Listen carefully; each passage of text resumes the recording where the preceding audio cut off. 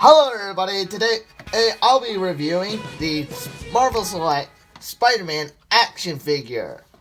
I bought this figure at Universal Orlando because of my class as we were graduating from middle because my classmates and I were graduating from middle school to high school. It was a pretty good field trip. In fact, I got to miss a whole day of school. Well, not technically a whole day, just half a day of school. But anyways, enough with my Universal Orlando field trip talk. Let's talk about the figure. Now, the painting of this figure is pretty good. It's not bad, but it's not perfect either. There are some mess ups, especially with the black painting and everything, but it's a good painting. The painting's done well. Anyways, I'm gonna give you guys a little bit look at this figure's painting, just so that way you guys get to see how well the painting is.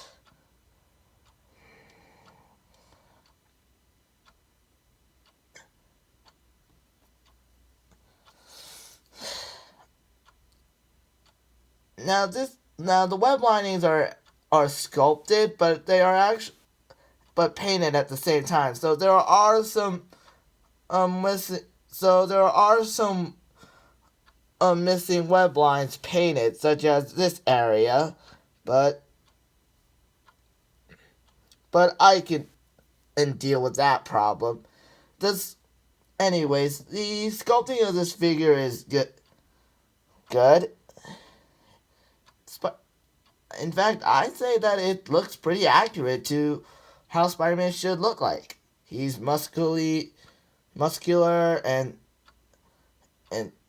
but not too muscly. He's skinny but not too skinny. He's basically it's basically a good Spider-Man sculpt. Also, on the sidelines, the reds are pretty good, but I especially love the blue. I think that the blue is probably the best you can put on a Spider-Man figure. This blue is actually pretty good. Alright, moving on to the accessories. Unfortunately, this figure only has one accessory. Oops.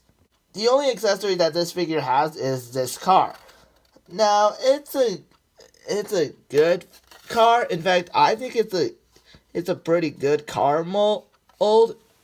It definitely looks like it's been wrecked in by something like the Juggernaut or the Hulk figures, but it's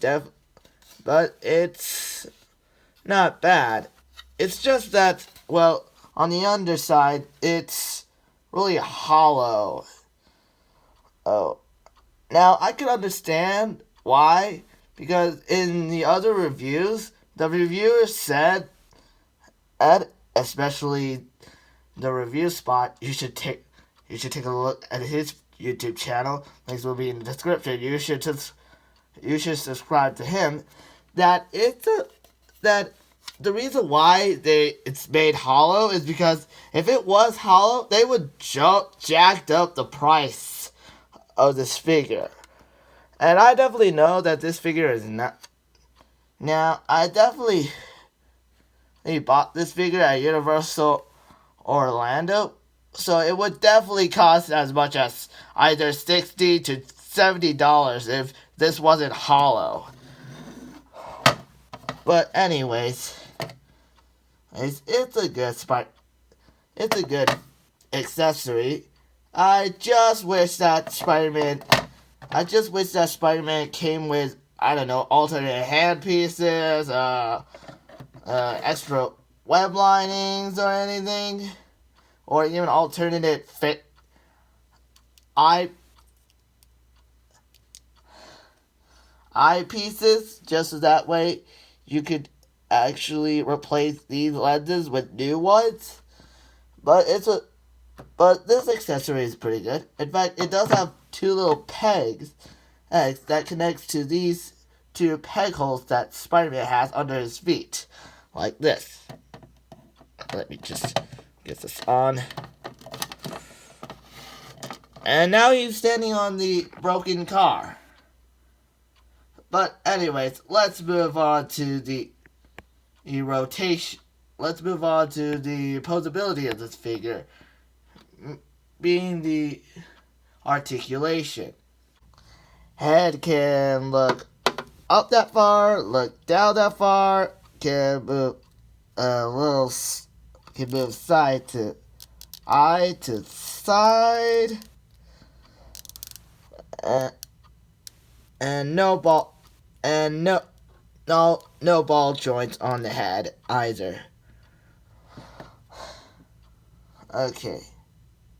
Moving on to the arms. The arms can move up that far, move down that far, or elbow bend. And this far, elbow can bend that far. On a side note, I believe that the arm is on a ball joint. Actually, I believe the arm is on a ball joint. Yeah, it's on a ball joint. Anyways,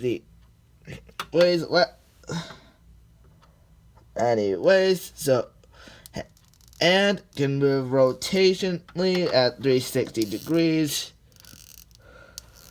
Just gotta loosen it up a bit. And we also get a pretty good swivel. Now, I would like to pull a Jabba the Hong move and do a little swivel here, but I don't want to copy his excitement. Anyways, let's move on to the waist. The waist can move, can do a 360 turn, no problem. No loose waist. And spread for the legs. The knee can bend this far. The toe can move down, can bend this far, bend up this far. And the legs can kick this far, kick back this far. Yeah. So, he's definitely not the best posable figure. In fact, some expert reviewers said that he's not the best posable Spider-Man figure, which is kind of disappointing because if you want to pose a figure, this figure is not probably going to be your choice of posing, but you can put it in some decent pose, like this pose.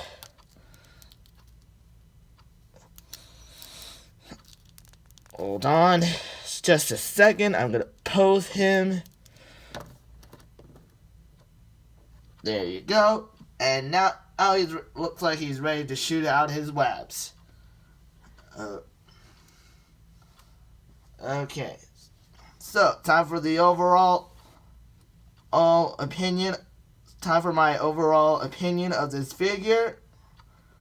On a side note for articulation, I forgot to put that his arms can move like 360 degrees this way. And yeah, that's it for articulation. So my overall opinion on this figure is that it's a great figure. In fact, as far as I'm concerned, it's my first ever proper Spider-Man figure. Is it the best Spider-Man figure? Not by a long shot. But is it the best Spider-Man figure that I've ever had? Yes. Yes, it is. And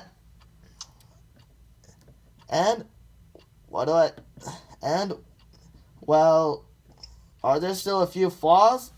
Yes, such as the price of this figure. I bought this figure at Universal Orlando, so it's gonna be really ridiculously expensive. So I don't suggest going to Universal Orlando just to buy this figure. However, I do suggest buying this at your local comic book store, which is around, I believe, $20. which is good, which is okay, I guess. But for me, I bought this figure around at $30 to $40. So, is the price still worth it?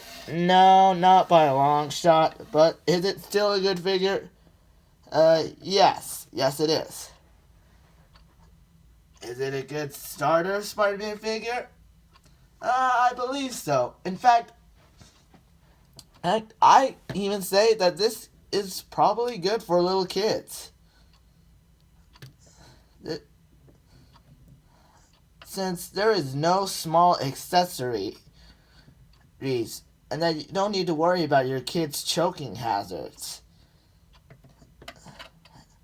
So all in all, I say that it's a decent figure. In fact, it's a great starter figure for anyone, especially to children. So, and since it helped me remind me of my class field trip to Universal Orlando, I can't help it but give it a higher grade than what people would give to this figure. So, in the end, in the end, I would say that this figure. So, in the end, I say that this figure is. Oh, wait a minute. I forgot to do its size. How could I be so? The size of this figure is around 6 to 7 inches tall. Being around 6.5 inches to be exact for me. So, and I don't have any figures to compare it to. Oh, wait, I actually do. Hold on just a second. This is the only figure that I can compare its size to. And as you can see, the Lightning Collection's Power Rangers Mighty Morphin White Ranger figure is pretty small compared to this figure. Pretty inaccurate sizing, but hey, it's good. But hey, it's still pretty good. Finally, we can get to the final grade of this figure. Sorry it took so long. You know, this is my first ever time actually reviewing an action figure, so you can understand, right? Because not all stars are good, you know. But anyways, for my final grades for this figure, I would give it a B, simply because of it reminding me of my class field trip to the Universal Orlando. Alright, the next figure that I'll be reviewing is the Power Rangers Lightning Collection Mighty Morphin White Ranger. See you next time. Oh, and by the way, this is Red Power V in 1962. Alright, bye.